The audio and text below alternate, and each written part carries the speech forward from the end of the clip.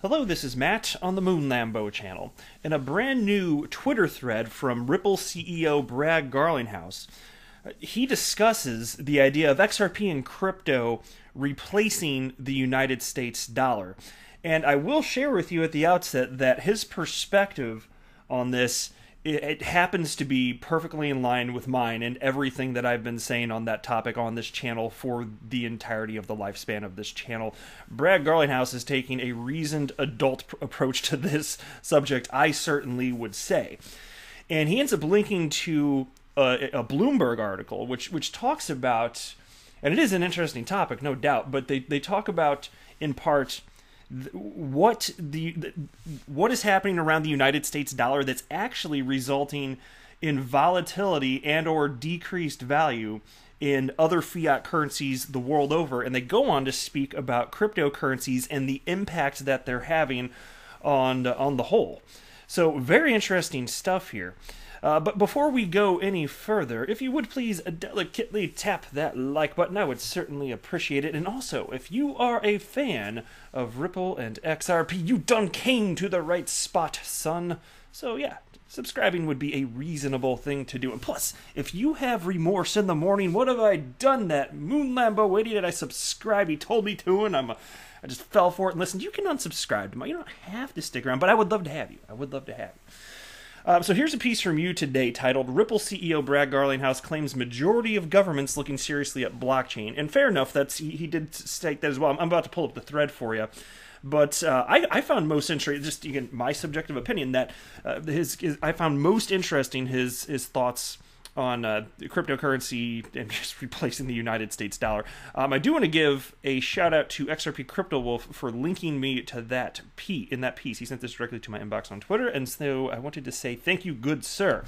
Now into the actual thread from Brad Garlinghouse. It's a three-parter, and I'm just going to read it all the way through. And in the first one, he does link to the Bloomberg piece, and I'm going to cover it's very long, so I'm only going to cover a couple parts of the Bloomberg piece I found interesting, but I think you're going to like this. So here's what Brad Garlinghouse said.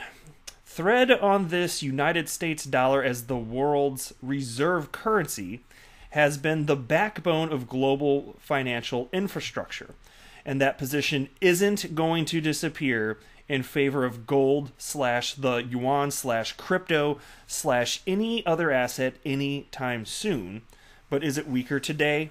Yes. And so that's first of three. I am going to pause there, actually. But that's exactly the opinion that I have been citing on this channel in general. Now, obviously, it's clear that as far as the yuan is concerned, well, we know that the Chinese are creating a central bank digital currency, and they have a very long plan, I suspect, perhaps a decades-long plan to supplant the United States dollar in terms of its global reserve currency. We'll see to what degree they end up gaining traction with that, but it's pretty clear that they don't want to be in second place here. Not that they are in second place. I'm just saying that as far as the power of their fiat currency, it is nowhere near. Nothing is even close to the power of the United States dollar. And since the United States controls the United States dollar, you can imagine the geopolitical implications. And so I don't completely hate it, since I'm biased. I'm a United States citizen, but still, I'm just saying here. Now, as far as crypto taking over, the government does recognize this as a long-term threat, potentially. But anytime it's been talked about publicly by any government official, all I ever hear is, yeah, we're not worried about it. It's not happening right now. But they acknowledge that it's not impossible to happen. And so I would say, I've always been of the same mindset, not going to happen anytime soon, if at all. I've also talked about the idea of the United States dollar being weakened. I kind of bitch about this fairly frequently on the channel, and it's thanks to the continued debasement of the United States dollar as the United States government continues to print our money into oblivion. This ultimately can lead to inflation or hyperinflation. Now, I'm not necessarily convinced it will happen in the short term, even though for sure this does result in the dollar being weaker. But there's a point that I brought up in another recent video from a financial expert, which resonated with me, which is just this idea that even though printing more United States dollars unquestionably reduces the buying power of the United States dollar, given what's happening economically here, there are going to be fewer people likely buying goods and services, which can drive prices for manufacturers and service providers down. So it's a funny world where you're printing the dollar, and it should always result in inflation, but in the short term, given the economic output and there's more competition, it could just drive prices down, and then you effectively get in temporarily something that's somewhat equivalent to deflation, which again is not some sort of long-term thing. And even this particular economic I can't remember what his exact title was, but whatever his background was in economics and finance, he did cite that, is this going to be a major concern? Well, maybe 10 years down the road. That's what he said. And so it's just another perspective. Some people think that it's going to cause the world to collapse like in the next year. Like things are going to be that horrible that soon. I don't know. A lot of what I hear, it seems like hyperbole, so we'll see. Here's the next tweet from Brad Garlinghouse, Ripple CEO. A year ago, many decried crypto as a scam, and now a majority of governments are looking seriously at blockchain. It addresses frictions, i.e. settlement, transparency, etc., that were assumed very hard to solve before. Crypto is up 80%, while the United States dollar is down 3% year to date. Yeah, exactly. And so that's another interesting thing that I've been talking about on this channel as well. It's just like, where should you put your money? Well, I'm not a financial advisor, but to me it would seem keeping money in the United States dollar long term, even without this massive printing in money. We already know that annually there's somewhere typically in the neighborhood annually what's around 2% inflation, something like that. It can be higher, it can be lower, whatever. It's around there. And so keeping your money parked in dollars means that you're losing value because the buying power of your dollars is going down. So where should you put it? Well, again, I'm not offering advice period on this channel ever, but generally speaking, certainly my opinion, I think it's pretty reasonable. There's data to back this. Assets, so you can talk about which are the best assets to put it in, whether it's gold or silver or stocks, or if you're Moon Lambo, maybe most of those, if not all. Cryptocurrencies. How about cryptocurrencies? Which admittedly are they're much more risky because there's less of a track record, but if you get it right and you invest in something that has staying power, the returns can be astronomical, as have been evidenced by the last 10 years of history here. Brad Garlinghouse then went on to write, as Fundstrat said, it comes down to trust in the financial system at the end of the day. As global populations continue to lose confidence in fiat currencies, as we're seeing with United States dollar, they will choose to diversify. Our future global financial system will do the same. And admittedly, I am doing that. Why would I? I'll tell you what, a bad way to acquire true wealth is to only have United States dollars, because they lose buying power every single year, and it could get worse.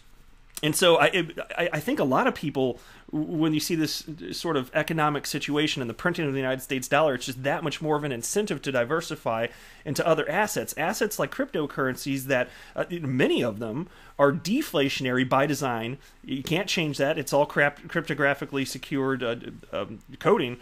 And there's a finite supply. That's why it makes so much sense to so many people, because there can't be a central authority for many of these cryptocurrencies to tinker around with things, as you see with the central banks the world over. I completely understand the appeal here, and I still think even outside of that, though, just real-world utility matters and shall win the day, which is why I'm so thrilled about XRP. So then you talk about the idea of XRP as a global reserve currency. I've heard this talked about within the XRP community. I think people are just getting way ahead of themselves with something like that. Now, I just try and take a pragmatic approach to all this. This is not a hype channel. I just try and be as real as possible and share my opinions, and it's totally cool if you think I'm wrong. I love diversity of thought, I really do. As long as people remain civil, I love fun conversations with everybody in the community. But I will say I do believe it's certainly possible, even if it's way down the road, for a cryptocurrency or cryptocurrencies to take the place of the United States dollar as the global reserve currency. It's not outside the realm of possibility, and I always say, don't assume something can't happen just because it hasn't happened before. Just because you haven't had the dollar completely collapse ever doesn't mean that it can't ever completely collapse. Because the scary thing about all of this, if you take a longer term approach, even is that printing the dollar like this, we've already seen this movie play out. We know how this movie ends. Every single fiat currency that has been a global reserve in the history of the world, it ends up being mistreated and printed into oblivion, abused by the central bankers, and then it loses its global reserve status. We've seen this movie, and so here we go. It's the amazing sequel, the United States dollar printed into oblivion, and there you go. How do you think this is going to end? So even if it doesn't happen in my lifetime, and I don't believe it's going to happen anytime soon, I don't see how this is, frankly, going to be sustainable. And if you just call on history for wisdom, then you'd know that this is going to be a problem. So that's where, ultimately, could it happen? XRP or other cryptocurrencies becoming the global reserve. Well, we'll see how people end up adopting cryptocurrencies. I'm not going to say no, but I just think we're getting ahead of ourselves in 2020. If you think that it's going to happen anytime soon, I'm skeptical of that. So we shall see. But interesting food for thought nonetheless. Now let's jump into this Bloomberg piece here. And there's only a couple parts of this I want to cover here because it's a great piece. I read the whole thing. It really is. If you have time, check it out. But just a couple pieces here. They wrote, last year, check this out, global reserve managers cut their U.S. currency holdings as a percentage of their total stockpiles close to the lowest level since the 1990s, International Monetary Fund data show. That may have helped fuel the rush into dollars that occurred as the coronavirus pandemic spread in March. So the next IMF release could reveal a rebound in dollar holdings. So what does that mean? Well, check this out.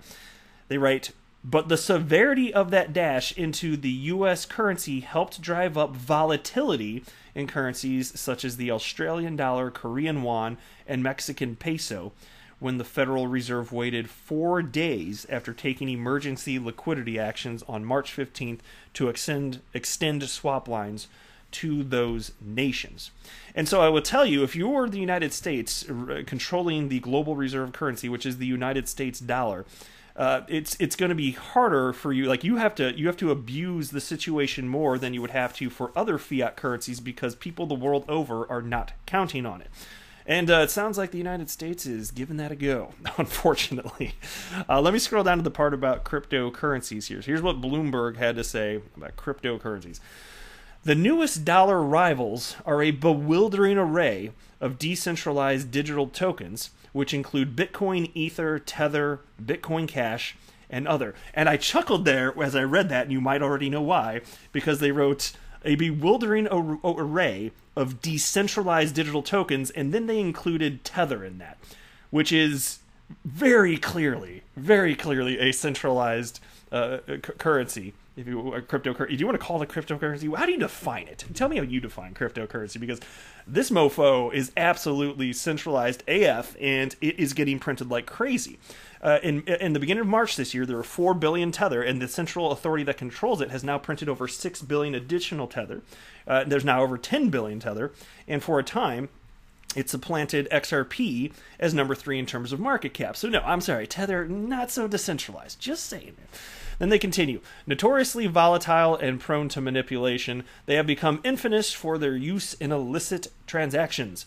Yeah, but that's more of a narrative than the reality of it. People are still using fiat currencies by and large for illicit purposes. And then it continues, though.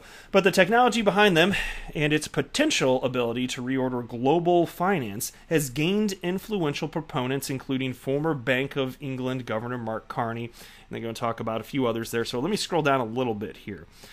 Pros. Like gold, cryptocurrencies aren't fiat currencies, so there's no government with the power to print them unless it's Tether. Unlike gold, there's no need for physical storage, electronic transfers are easy, and encryption offers relative anonymity. On the downside, though, cryptocurrencies have proliferated into myriad coins and permutations of those coins created by splits and forks, meaning that relatively few are being widely adopted as a means of exchange. That's a fair enough assessment, but I would say, I don't know that it's some sort of major con. It's more like survival of the fittest, which is what happens in the marketplace in general, so I don't really have a problem with it. But here's what they say as far as the bigger picture. Digital assets have captured the attention of policymakers around the world because of the threat they pose to governments' power over money. Regulators fret that tokens could move a large swath of economic activity out of their view. The Chinese government, which was early to ban cryptocurrencies, now has a pilot program for an official digital version of its own currency. Yeah, that's centralized, though, of course, so not surprising. There are more than 5,000 tradable cryptocurrencies on coinmarketcap.com. The largest to now, this Bitcoin was invented in 2008 and now has a market capitalization of more than $150 billion. Proponents say the technology has staying power despite the volatility that plagues the currency. Yeah, the volatility doesn't scare me because there's real utility to the asset class. It just speaks to the illiquidity of the asset class. That's a huge portion of it and just the frenzy around it. And so here's a quote. At the end of the day, trust is really getting broken in the traditional financial system. That's the theme. The less trust you have in the dollar, the more you want alternatives, says Tom Lee, co-founder and head of fund research at Fundstrat Global Advisors. And there's another quote. More and more people are saying, you know what? It's not such a bad idea to be decentralized. No kidding. I'm on board with that. But that is it for this video. I am not a financial advisor. Do not buy or sell anything because of anything that I say or write. That would be a very, very, very bad idea. Until next time, to the moon, Lambo.